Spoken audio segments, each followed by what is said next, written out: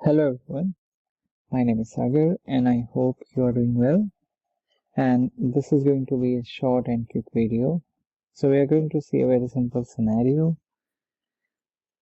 So in our last videos we have created multiple lookup, then we used query with lookup. But if you have followed the last video, here if you will click on this, here if you can see in your sites you can clearly change the range, right? Again, if you'll go back again, you will see the range will be up. So if you want to prevent that the user should not able to apply the ranges here, so how you can achieve this? So basically we'll see how we can apply or how we can lock our ranges. So for that, we'll need to do a very simple thing. So here inside our query build range, okay, so I will say query build range dot, I will specify here status.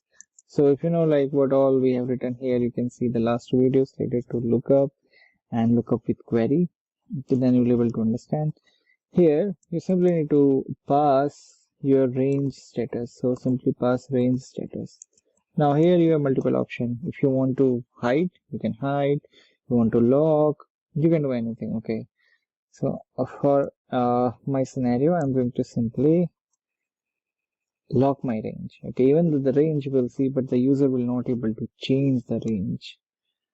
So let me do a build and then we'll see the changes in our front end.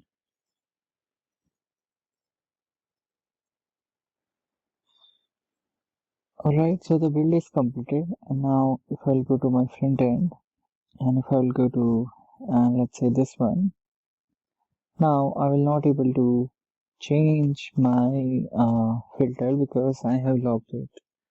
So this is how you can use the lock feature in your ranges in finance and operations. So what we did, we simply went here inside our query build range, we use the status, and here we have used range status as locked. Well, thanks for watching this video.